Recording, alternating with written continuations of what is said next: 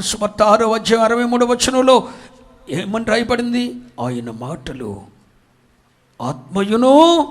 ఆత్మయును జీవమునై ఉన్నాయి. చదవండి యోహాను సువార్త 6:63. ఆత్మే జీవింపచేయుచున్నది, శరీరము కేవలం నిష్ప్రయోజనము. నేను మీతో చెప్పుచున్న మాటలు ఆత్మయు జీవమునై ఉన్నవి. దేవునికి స్తోత్రం చెప్పండి. ఆయన నోట నుండి వచ్చు మాటలు ఆత్మయు జీవం. ప్రైజ్ ది లార్డ్ చెప్పండి. హల్లెలూయా.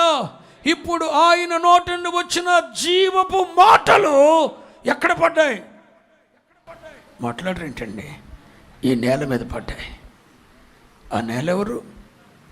ఏ మట్టి ముద్ద నుండి చేయబడ్డాం మనం? ఆ మట్టి ముద్ద నుండే కదా, ఆ నేల మట్టి నుండే కదా, ఆ నేల మట్టితోనే కదా ఆదామును చేశాడు.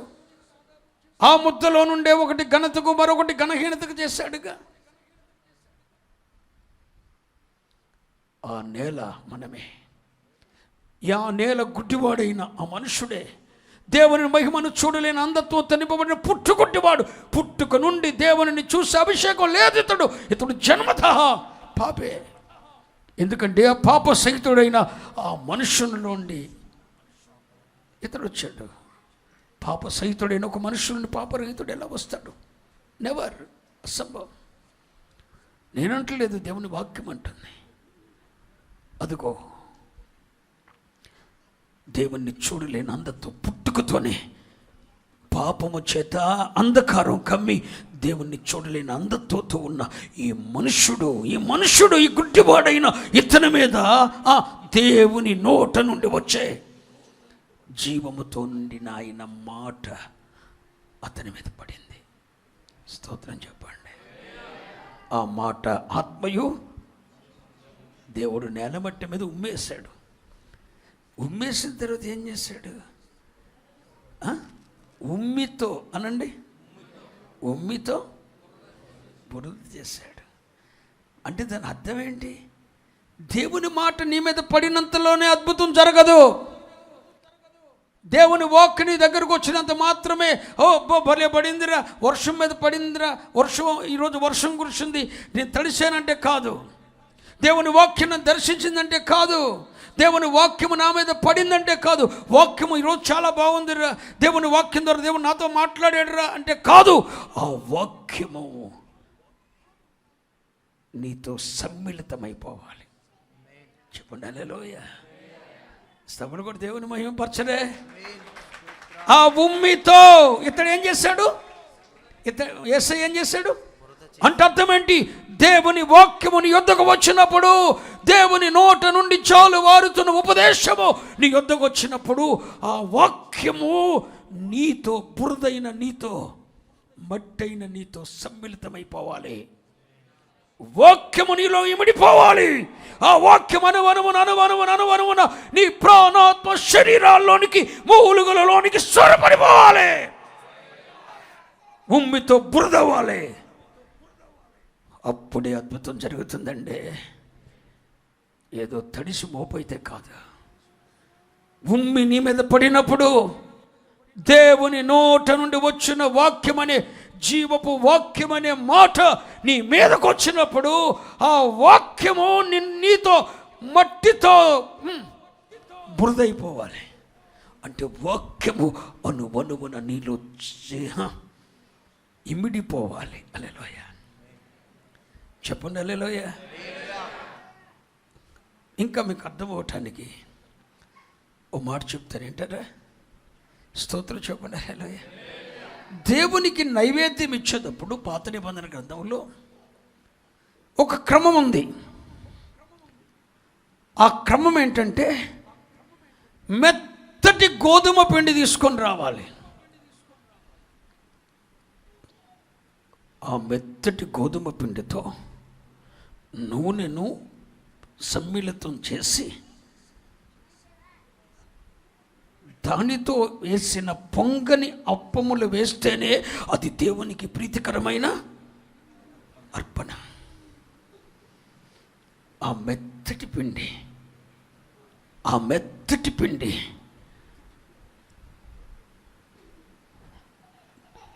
ఒక మొక్క నుండి వచ్చింది. దీని అర్థం ఏంటో తెలిసిన, ఆ మెత్తటి పిండి, గోధుమ పిండి, యేసయ్యను గురించి ఒక మాట ఉంది, అతడు దేవుని ఎదుట ఒక లేత మొక్క వలె పెరిగాడు. ఆయన ఒక గోధుమ గింజ ఈ భూమిలో పడి ఒక లేత మొక్క వలె పెరిగాడు. ఆయన పెలించాడు. అదిగో ఆ గోధుమ పిండి ప్రభు అయిన యేసుక్రీస్తు వారి యొక్క మెత్తటి గోధుమ పిండి ప్రభు అయిన యేసుక్రీస్తు వారి యొక్క మానవత్వాన్ని చూపిస్తుంది. స్తోత్రం చెప్పండి. గోధుమ పిండి దేన్ని చూపిస్తుంది? ప్రభువైన యేసుక్రీస్తు వారి యొక్క సంపూర్ణ మానవత్వం, సంపూర్ణమైన మానవత్వాన్ని చూపిస్తుంది.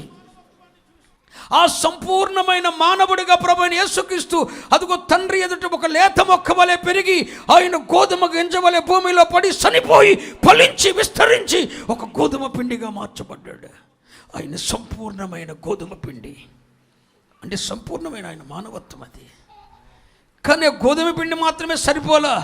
ఆ గోధుమ పిండితో చెప్పండి నూనె కలపాలి. నూనె పరిశుద్ధాత్మ. హల్లెలూయా. అది దైవిక దేవుని ఆత్మ. ఇప్పుడు సంపూర్ణమైన మానవాత్మతో ఏ ఆత్మ మిళితమైంది? ఇక్కడ గోధుమ పిండి యేసయ్య యొక్క మానవత్వాన్ని చూపిస్తుంటే ఆ నూనె తండ్రి ఆత్మను చూపిస్తుంది, పరిశుద్ధాత్మను. అంటే ఇక్కడ సంపూర్ణమైన మానవత్వాన్ని ధరించిన ప్రభు దేవుని ఆత్మ రెండు మిళితమైతేనే అది దేవునికి సంపూర్ణమైన. యేసయ్య సిలువ వేయబడినప్పుడు ఈ రెండు జరిగినాయి. ఆయన సంపూర్ణ మానవుడిగా చనిపోయాడు. ఆయనలో సంపూర్ణ దైవాత్మ ఇమిడిపోయింది. అది దేవునికి ఇష్టమైన ప్రీతికరమైన బలిగా మార్చబడింది. దేవుని వాక్యం నేను దర్శించినప్పుడు విన్నానా, వచ్చానా, వెళ్ళానా, 35 దినాలుగా వాక్యము నీ మీద పడిందా, నిన్ను బురద చేసిందా? నేను చెప్తున్నది అర్థం చేసుకోవాలి. నీ మీద పడితే ఉపయోగం లేదండి. ఆయన నోట నుండి వచ్చిన మాట, ఆయన మాటలు జీవమును ఆత్మయు. ఆయన నోట నుండి వచ్చిన జీవపు మాటలు నీతో కలిసిపోవాలి, బురదవాలి. అంటే నేల మట్టి నీవైతే ఆయన నోటి నుండి వస్తున్న ఉపదేశము నీలో అనువనువున ఆ మట్టితో మాట్లాడినారా సమ్మిళితమైపోయినప్పుడు అప్పుడు అనుగుణమున్న నీలో జీవక్రియ ప్రారంభమవుతుంది. వాక్యమే కార్యము చేస్తుంది. ఆ వాక్యము నీలో అనుగుణమున వెళ్ళిపోవాలి. నీ బురద, ఆ మట్టంతటిని బురద చేయాలి. ఆ ఉమ్మి ఎక్కడ పడిందో ఆ మట్టి ఉమ్మి, ఆ మట్టి ఉమ్మి, ఆ మట్టి ఉమ్మి, ఆ మట్టి ఉమ్మి బురదైపోవాలి. నీవు వాక్యముతో అంతగా పెనవేయబడితే సమ్మిళితమైపోవాలి. ఇది మొదటి అనుభవం. రెండు, ఇప్పుడు వాక్యం మట్టి, వాక్యం ఉమ్మి దేవుని వాక్కు, ఆయన నోటి నుండి వచ్చిన వాక్కు, మట్టి నీవు దేవుని వాక్యం కలిసిపోవాలి. కలిసిపోయిన తర్వాత అది నీకు, అతని కళ్ళకు ఆ బురద పూసాడు. ఏ బురద? మాట్లాడండిరా. ఏ బురద? ఆయన ఎక్కడ ఉమ్మి వేశాడో ఆ ఉమ్మితో అయిన బురద. అంటే దాని అర్థం ఏంటి? ఆ బురద అతని కళ్ళకు పూసాడు. ఎప్పుడైతే దేవుని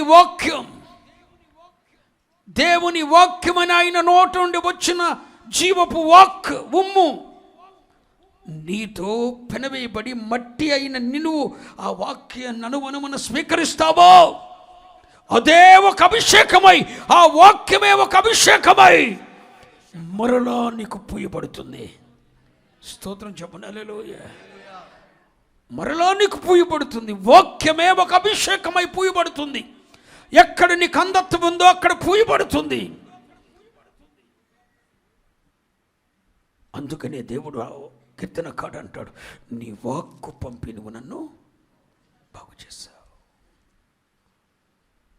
దేవుని వాక్యము వెల్లడి అవుతున్నప్పుడే అద్భుతాలు జరుగుతాయి, బంధకాలు తెచ్చబడతాయి.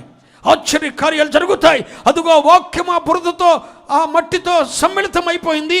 అదే వాక్యము తన మీదకు పూయబడింది. పూయుట అనేది బైబిల్లో దేన్ని చూపిస్తుంది? అభిషేకమును చూపిస్తున్నది. హల్లెలూయా. అంటే ఇతడు ఈ వాక్యమే మరలా అతని మీద అభిషేకముగా పూయబడింది. ఇప్పుడు వాక్యము ఇతడు రెండు సమ్మిళితమై అదే ఒక అభిషేకంగా మరలా అతనికి పూయబడింది. అర్థమైందన్న వాళ్ళు దేవుని స్తోత్రం చెప్పండి. ఒక మనుషుని జీవితంలో ఉన్న అంధత్వం తొలగి దేవుని మహిమను చూడగలగాలంటే నెంబర్ 1, దేవుని వాక్యం అనే ఉపదేశం, దేవుని నోట నుండి వస్తున్న జీవపు వాక్కు అనే ఉమ్ము నేల మట్టి పోయిన నీతో అణువణువున జీర్ణించుకోవాలి. జీర్ణించుకుపోయిన నీవు అదే ఒక అభిషేకమై నీవు పరిశుద్ధాత్మతో సమ్మిళితమైన అనుభవమే నీకు అభిషేకముగా పూయబడాలి. ఆమెనే చెప్పండి. ఈ రెండు చేశాడు. ఉమ్మి వేశాడు, బురద చేశాడు, అది అతనికి పూసాడు. అంటే ఆ వాక్యము ఇతడు కలిసిపోయినప్పుడు దాన్నే అభిషేకంగా ఆయన పూసాడు. ఇప్పుడు అది అతని మీద ఉంది. ఎతని మీద ఉంది? ఏ అభిషేకం ఉంది? పూసింది ఏది? మట్టి ఉమ్మి. మట్టి ఉమ్మి. ఈ మనుషుడు ఈ గుడ్డివాడైన ఇతడు దేవుని వాక్యం మిళితమైన అనుభవమే అతని మీద పూయబడి ఇప్పుడు అతని మీద పనిచేస్తున్నది. హల్లెలూయా. అతని మీద పనిచేస్తుంది. నీలో పనిచేసేది దేవుని వాక్యమే. నీ వాక్యము నీతో సమ్మిళితమైనప్పుడు అది నీకు అభిషేకముగా పూయబడుతుంది. ఆ అభిషేకం ఏమి చేస్తుందో తెలుసా? ఎక్కడెక్కడైతే నిర్జీవమైన స్థితి నీలో ఉందో, దేవుణ్ణి చూడలేని అంధత్వం ఉందో, వాక్యములోని నా ధర్మశాస్త్రంలోని రాయబడిన ఆశ్చర్యకరమైన సంగతులు చూడలేని అంధత్వం ఉందో, అక్కడ చనిపోయిన నిర్జీవమైన ప్రతిదానికి అది ఒక అభిషేకమై పనిచేయటం మొదలు పెడుతుంది. ప్రభు అన్నాడు, అది పూసిన తర్వాత ప్రభు చెప్పిన మాట ఏంటో తెలుసా? నీ వెళ్ళి సిలోయమను కొనేటికెళ్ళి అందులో కడుక్కోమన్నాడు. స్తోత్రం చెప్పండి. స్తోత్రం చెప్పండి.